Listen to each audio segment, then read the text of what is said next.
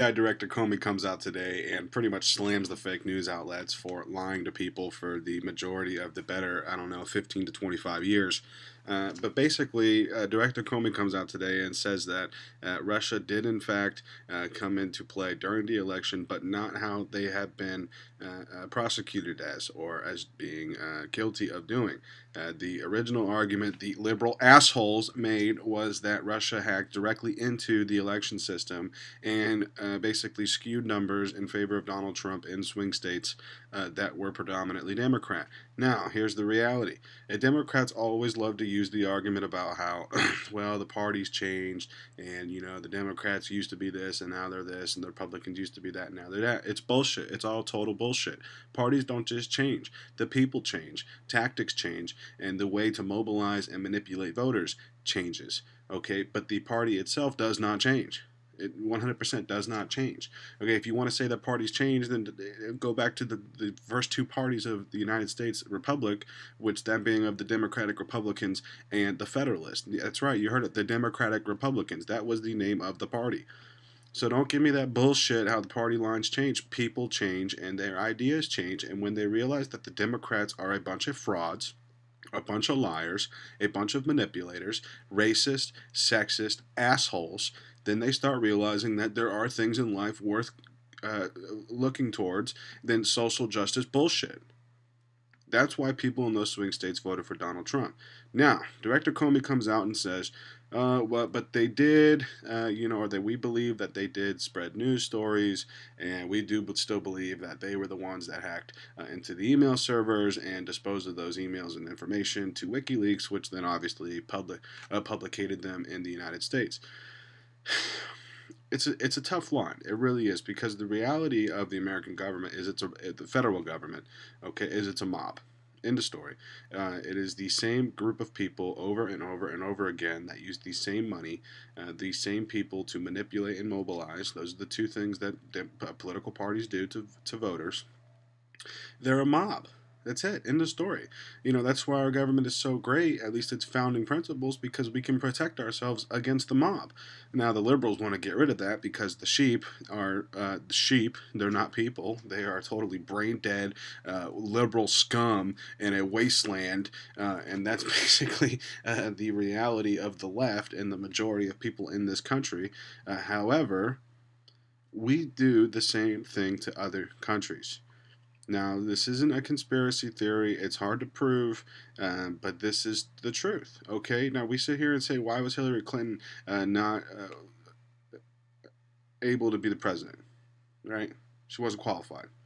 Well, beyond the fact that there's only 3 qualifications to be president under the United States Constitution, she wasn't qualified because her and Barack Obama, okay, fraud Obama, socialist Obama, Benghazi Obama, Barry crackhead gay Obama, right?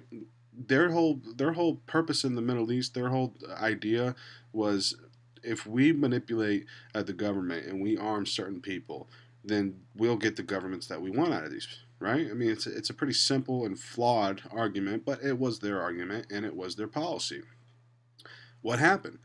ISIS gets created. Okay, now this is one thing that President Putin doesn't really lie about, was the creation of ISIS. If there's one thing that the Russian people and American people can agree on, is that ISIS is a serious threat and ISIS is a problem. One of the reasons why President Putin of the Russian Federation despised Barack Obama was because Barack Obama and the State Department, run by Hillary Clinton, created ISIS, the Islamic State. Number one, they armed an opposing force equal and basically about equal to the Syrian National Force. Okay, a democratically elected president, al-Assad, was democratically elected by the people, but they armed a force sizable and equal to that of the Syrian force, therefore causing a Syrian civil war. Okay, in Libya, they did the same thing. They armed a sizable force to overthrow the existing government of Libya, which was a democratic system that, yes, had flaws. Okay, every new and upcoming republic, or that is a republic, a democratic republic, has flaws. Okay, our country had them. We still have them. The countries have flaws. You can't just go in there though and totally cause a turmoil and upheaval and unrest for political motivations. You can't do it. It's detrimental to society. It's detrimental to the world. So luckily, that's one thing President Putin and President Trump are on the same page about, is that ISIS is a joke. ISIS is a serious offender. I don't mean a joke as in they're not serious, but they're not legit.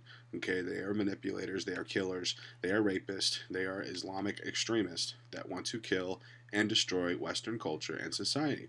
There is a reason that the leaders of Islam have targeted Africa as their next place of recruitment and spreading of Islam, because number one, people there are vulnerable.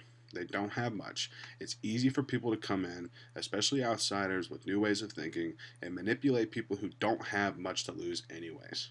Okay, it's very easy. Number two, a lot of these places are war torn. People there fight. They are fighters. So it's easy to mobilize them for the cause if they are already fighters. Basic.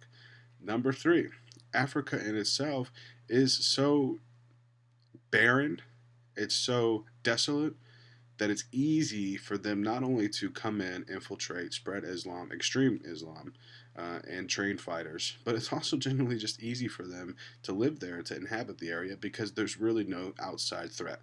The governments in Africa are a joke. Even South Africa is a joke. The government is basically one big mob, right, with no democratic system in place for checks and balances, no constitution, and so it's easy for them to stay there. Then, see, they had this planned out. Then the next move was to use the Mediterranean as the median between the infiltration of Islam into Western culture. Right, the Mediterranean was next. That's why Libya and Mali and places like this have become breeding grounds for the terrorists, for these extremists, because it's accessible to them, to the West. And then now, especially that the European Union has a policy that just says, yeah, if you show up, we'll help you out. You know how easy it is for these people to come here, or to come to Europe now, to the West? They are literally infiltrating in the simplest, easiest forms, right under people's noses, simply because people are afraid of being politically incorrect. That's it. That's where we stand today in politics. Okay, so back to the FBI Director James Comey coming out this morning with his testimony. He does still believe that Russia influenced the election, but they did not hack into the election and manipulate votes. That is the point. The liberals are freaking out. The mainstream media, fake news corporations like the Clown News Network, ABC bullshit, NBC bullshit, all this other nonsense that is just run by the same group of people, formulated news, formulated theories that have no actual evidence. Okay, if you watch CNN, they literally leave right in the box. It always just says reliable sources. Reliable sources. You want to name those sources anytime soon? You know, when I was in school, in my undergraduate program, we couldn't just turn in a paper to the professor that said reliable sources. Right? That was an automatic F. That's not MLA format. If you turn in a paper, a research paper, and then he asks you, well, what were your sources? They're reliable. Don't worry. They're reliable. It's okay. Trust me. Believe me, right? Right? So the liberals, their panties are in a bunch. They're losing their minds. Their ulcers are kicking up. They're going to need about a whole new prescription of chill pills and some more appointments with their psychiatrist, which is really funny because after the election, the National Psychology Institute, let's see, reported that numbers and appointments had gone up almost 30 to 40% for people after the election. Seriously, dude, don't you have a job? Like, don't get me wrong. People have some rough problems in life, and they need some help, and I get that. But I could just imagine being a psychologist or a psychiatrist or even a licensed mental health counselor, and a young person comes in who obviously is a liberal asshole and says that they need mental help because Donald Trump is the president of the United States. And at that moment, I would probably cancel my appointment with them and have somebody into my office who has serious and legitimate problems, not because they are a crybaby bitch who has never lost a sports game in their life. This is Necessary Detriment.